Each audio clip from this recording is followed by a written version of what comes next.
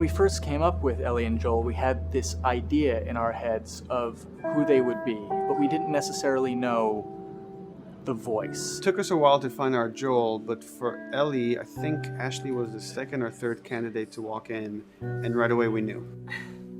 Yeah, you know Why what? are you so scared all of a sudden? Because I'm a coward, okay?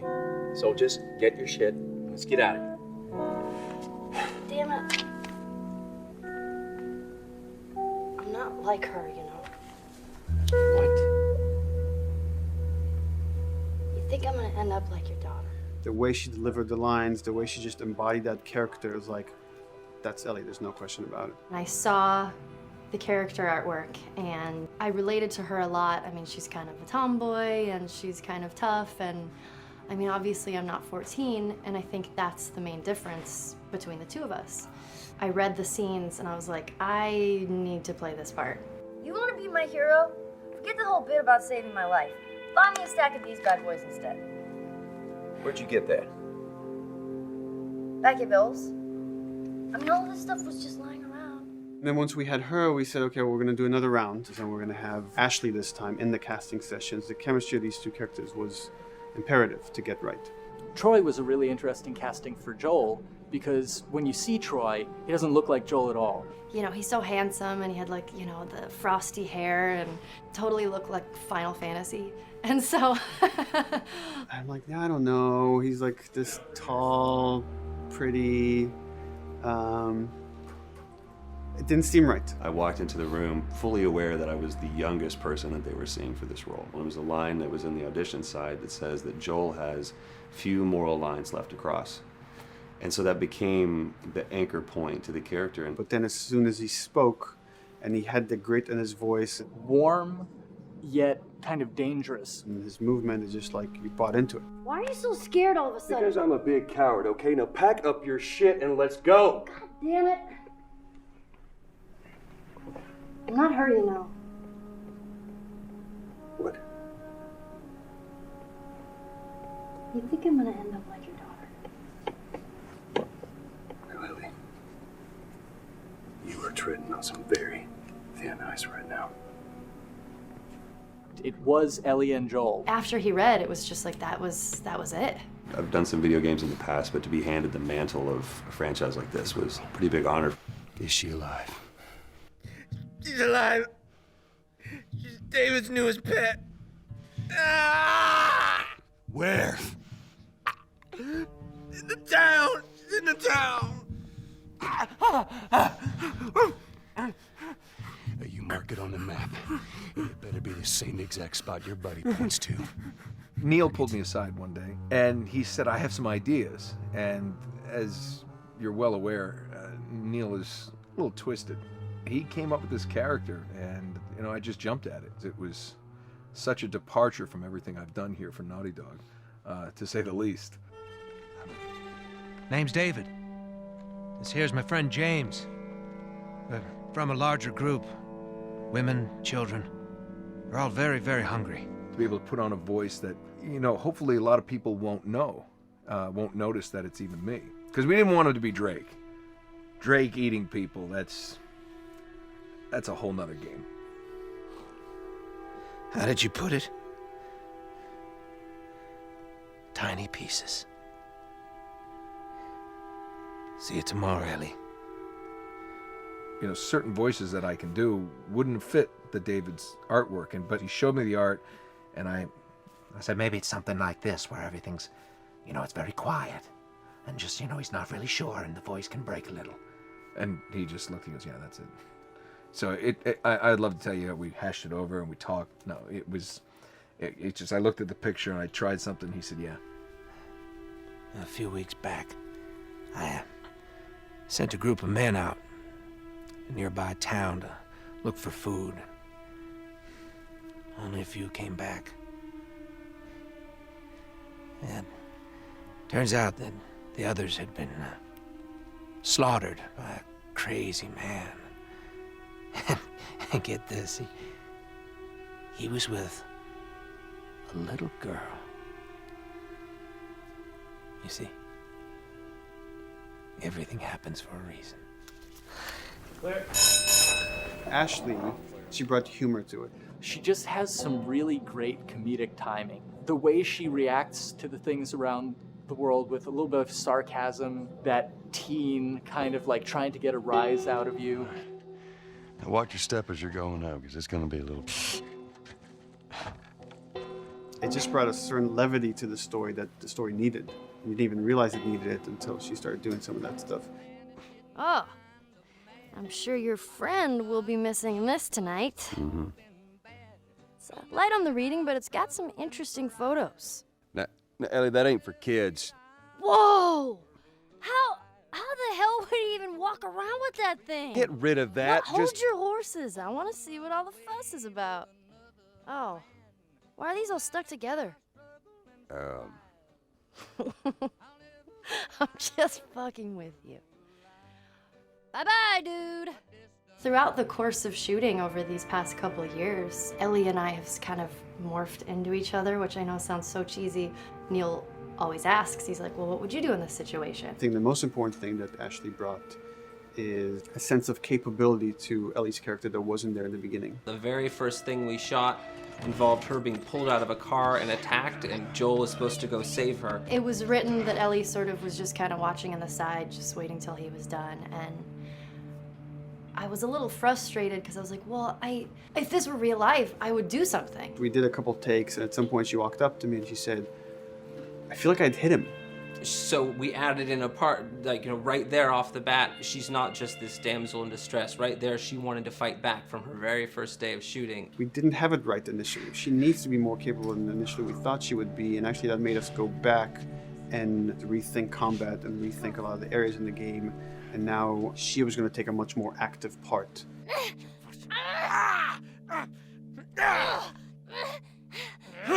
Anything that requires, a lot of body movement, we do with the actors on the mocap stage. And we try as much as possible to use our actual principal actors, use their body motion as well as their voice. We capture it all at once there on the stage. Having the actors perform as well as being recorded at the same time was imperative to get an accurate performance. Because every time you split up the performance in any way, you lose some of that magic where they did a gesture or they delivered the line a certain way. And those things have to be in sync, or there's just something subconscious that's like off-putting about the performance when you don't do it that way. You are treading on some mighty thin ice here.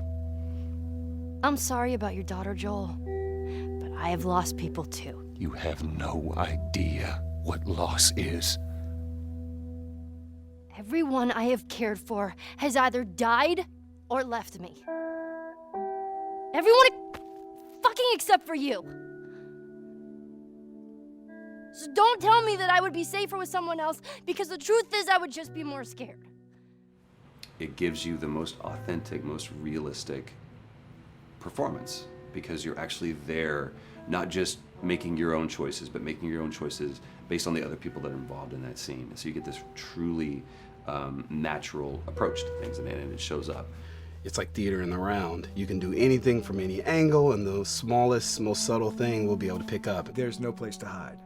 So you have to be as prepared as possible, because you have no idea which moments they're going to use. There are these little improv moments and, little nuances that you get that probably isn't scripted, that just comes out of play, while they're performing. That mistake that is just blossomed into a really good idea. Did we improv on The Last of Us? Yes. Yes, we did. Doing this was a whole lot like being 5 playing in the backyard with a stick, and this is my machine gun, and and a pine cone is my hand grenade. It's all your imagination. I'm doing the exact same shit that I did 45 years ago. I just get paid for it now. We square. We're square. And get the fuck out of my town. I don't do a lot of voiceover work, so for me it was nice to be able to work off of your other actors. I can't imagine it working any other way. I'd never done mocap before. I didn't know what to expect. The suits were crazy. Yeah, the suit gave me wedgies. Like, deep wedgies that I had to pick out with my middle finger. Too much information. Just how damn sexy I look in a motion capture suit. I look like 10 pounds of sausage in a 5-pound casing in that thing, man. Once you get past the fact that like everybody else and you look like weird clown people with these little dots and stuff, once you like give over to that, it really was pretty easy to make it just feel like you're in the moment and in the scene. Everyone that was on this is a slam dunk. This isn't just another gig to them. And that creates a really cool energy for people to really start experimenting and playing jazz. Floor is yours. And action.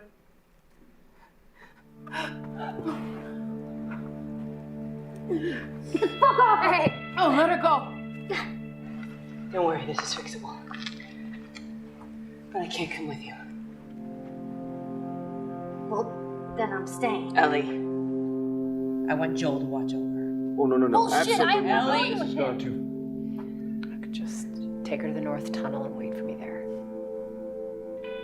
Jesus Christ. Just cargo, Joel. How do you know them? You know, we craft the scene out until it has a good feel, and then we pass it off to animation to clean it up. Real life motions don't necessarily always translate into gameplay. There's something that's usually missing, so we have to, maybe enhance the gesture or enhance the shoulder movements or a breath that you want to be able to feel, but you don't really see it, so you can't really feel it unless you see it.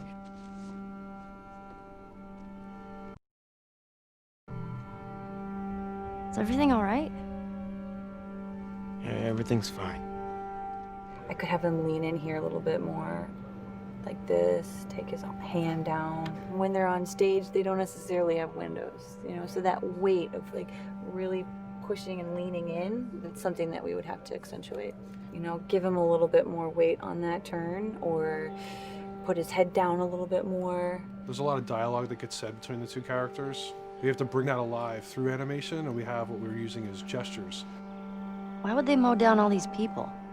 Can't let everyone in. If you turned off the sound, you'd know that they were talking to each other. And that really helps accentuate the relationship that the two have together. We have certain animations that play in the beginning of the game on Ellie. She's traveling with Joel, who she doesn't really know. There's a lot of gestures to make her look nervous, just her overall stance. Later on in the game, they develop a relationship through the animation, not just the dialogue. You can see that she's more comfortable around him. If that reads well with the player, then, we're doing our job.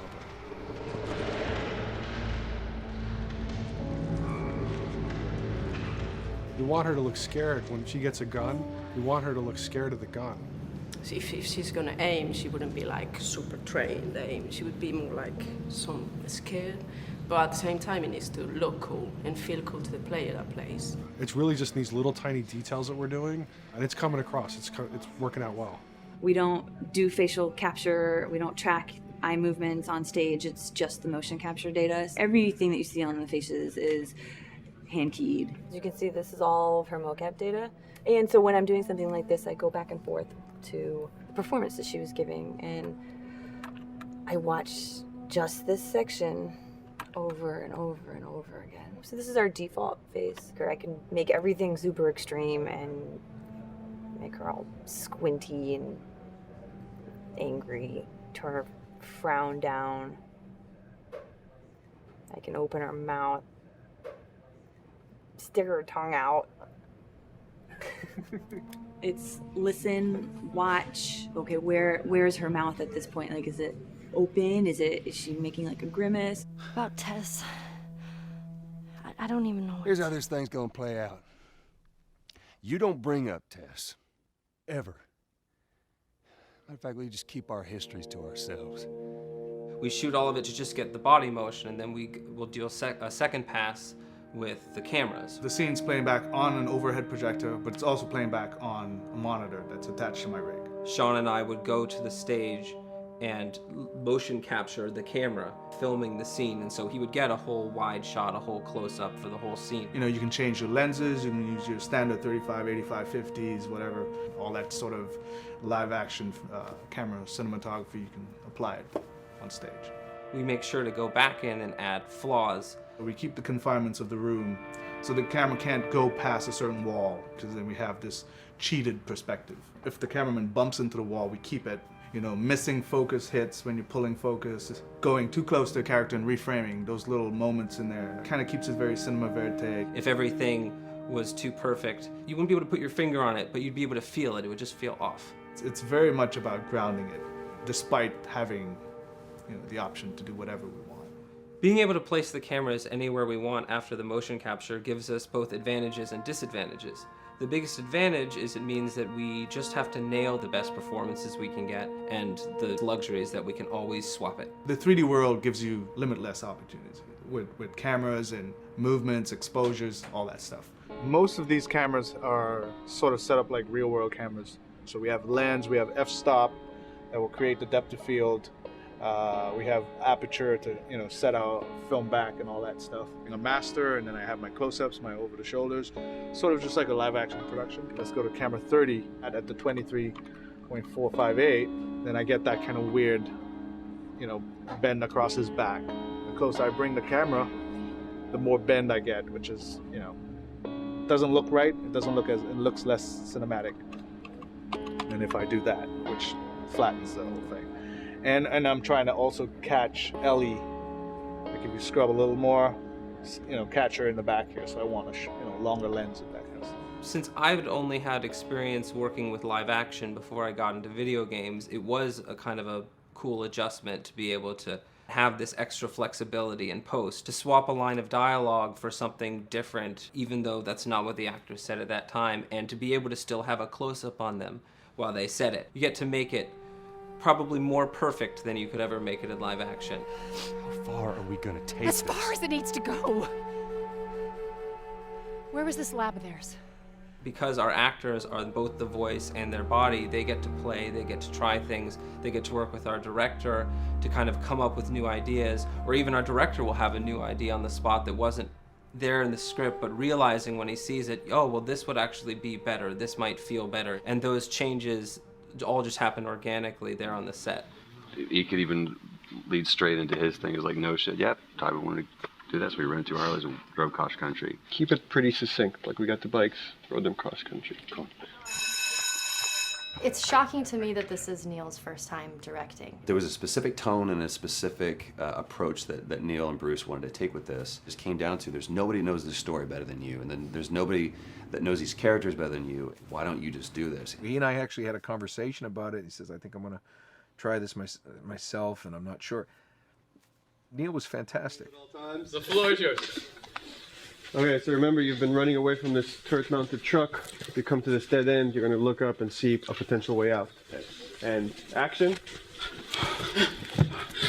Check it out.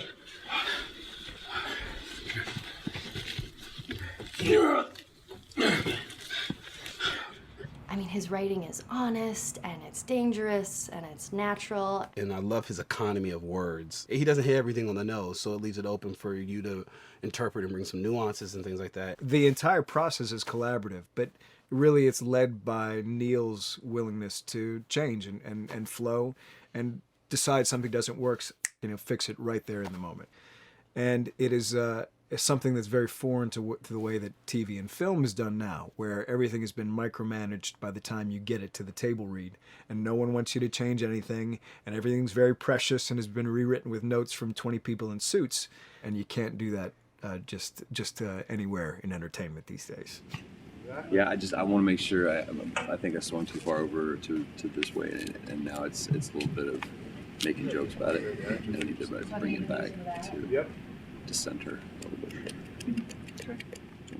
There's one scene in the game where we see Joel not as a ruthless survivor, but as a father. I knew from the very beginning that he was going to lose his daughter, and I just told Neil, it's like, when that day comes for us to shoot that, I need a heads up. About a week before, he said, it's time, we're going to do that scene. I was like, okay, because I knew that I was going to have to go to this place that you don't really want to go to as an actor. You want to find some aspect of reality that you can empathetically draw from, Troy and I were both kind of just like walking around for a while and just kind of getting into the zone, and well, my grandpa died when I was 8. He was like my dad, and so that's always what I use to get into that place. You know, I started recalling all those memories and starting pulling up all those feelings, and they're just right underneath the surface. When I walked back in, everyone realized that something was different. They kind of like calmed down, you know. You could feel the energy just like drop a little bit more. It was brutal. I lose my shit. I mean, just completely break down. Don't do this, please, God, no. Oh, God, no.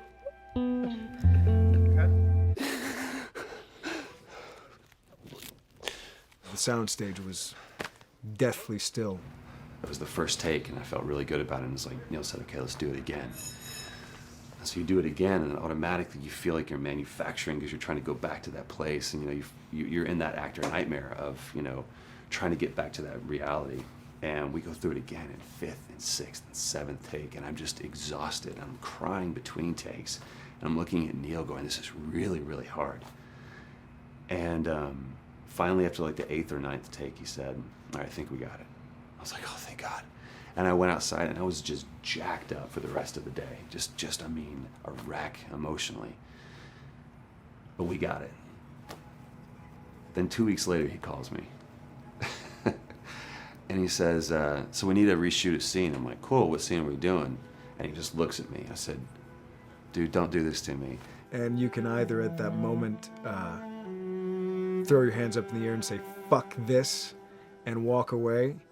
Or you can say, okay, this is an opportunity to get it more right. I'm like, okay, all right. Yeah, you don't think you got it? I'm going to show you that you got it. We've got it in the can. And so we go through it again, and it just feels fake. It feels artificial. And Neil goes, go through it again. We start doing it again. And I'm getting madder and madder with each take. And finally, about the 4th take, Neil comes over to me, and I love him so much. He goes, so I'm picking up on some resistance. I was like, you're damn right you're picking up on some resistance. We've got this in the can already, and we're just wasting our time, and we're wasting all this effort and energy. And then he started talking me through the scene. And he was like, what I need you to do is I need you to just strip yourself of all these ideas, and I need you to hit this beat, and this beat, and this beat, and this beat, which just makes it sound so mechanical, and it's such an emotional scene. So we start going through it, and literally I am mindlessly doing these things at this point. Okay? I know it hurts, baby. I know. So I'm gonna lift you up. I'm gonna get you over here. Come on, baby. Come on, work with me, please. God, baby. Sarah. Sarah! Don't do this to me, baby. Don't do this to me, baby. Come on. Come. And he stops, he goes, now we got it. And I realized that the reason why I wanted that first take to work was because I wanted everyone to look at me and go, wow, what an actor. And that's not what the scene needed. Those moments where you just have to sort of calm your ego down and just go back and do your work. That scene actually works, not because of me, but in spite of me. And that really is the marker and definition of working with a truly good director. There are many like it, but this one is yours. Why don't you have a seat?